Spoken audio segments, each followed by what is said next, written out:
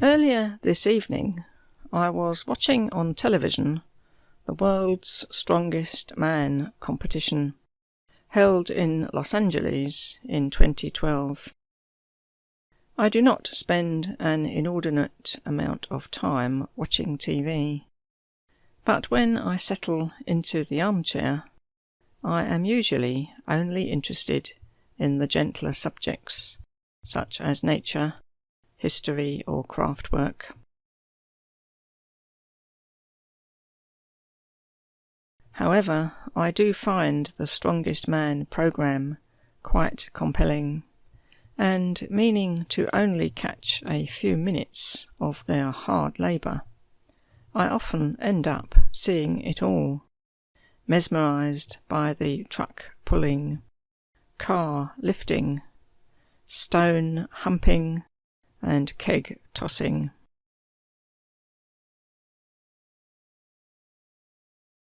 All the while, I am constantly comparing their efforts with my own struggles with stubborn jam jar lids, heavy shopping, shifting half a bag of sand along the garden path, or moving out the iron garden bench in order to sweep up behind it, as well as putting it back again.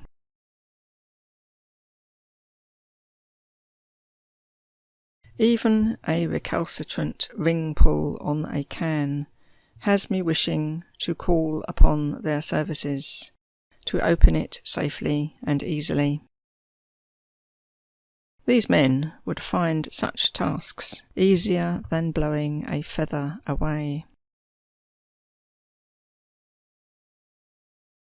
Whilst gasping at their seemingly impossible endeavours, and the ease with which they can carry them out, I am at the same time concerned that they are approaching the limits of their strength and are about to tear a muscle, hurt their backs, or burst a blood vessel somewhere.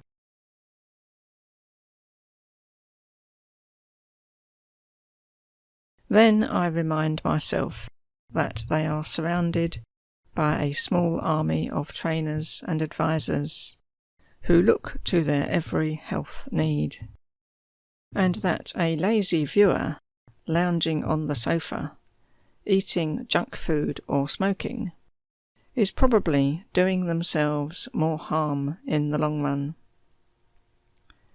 The strong men have obviously done the necessary training regularly over a long period. It would be quite ridiculous to suggest that any slackness could be made up for at the last minute by cramming in extra training to build themselves up in a hurry.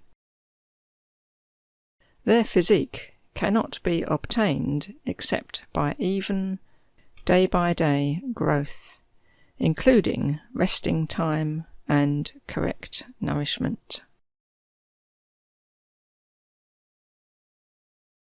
When you have worked and trained hard to gain a skill, whether it is the strength for weightlifting, or shorthand, or any other subject, it is very difficult to accept praise that implies that you have some inborn gift or ability that made it all very easy to accomplish.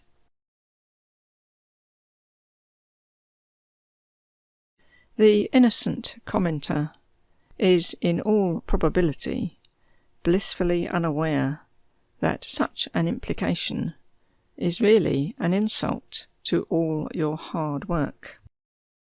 If an ability were indeed inherited, then no praise at all has been earned, any more than you could be applauded for being tall, having blue eyes, or learning to breathe.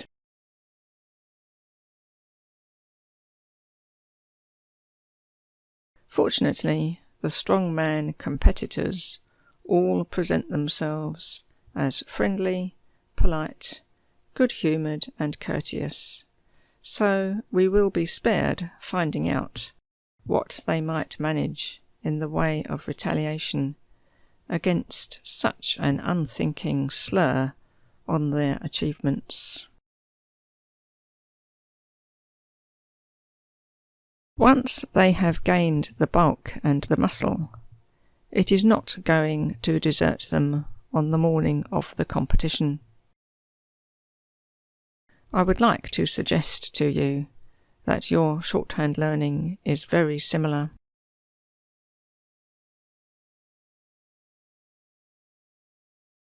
Dedicated and persistent training over a period of time, rather than last-minute cramming, will enable you to last through your exam dictation or lengthy work assignment, and carry you reasonably painlessly over the sprinkling of difficult words that might come up.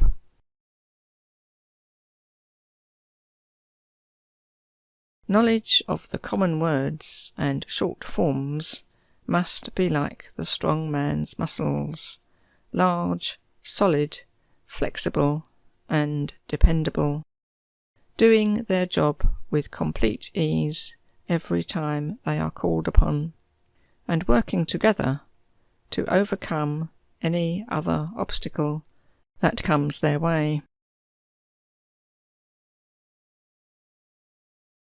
The good news is that such persistent training does not need to take up huge amounts of your time and energy.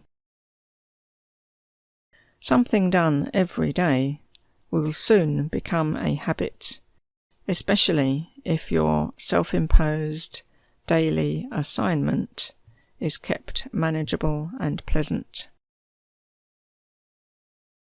This all adds up over time, without the work on any given day becoming overwhelming.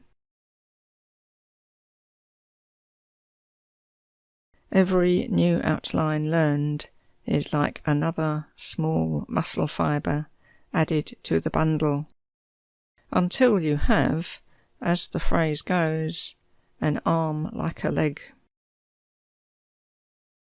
I like this quote by Sir Winston Churchill.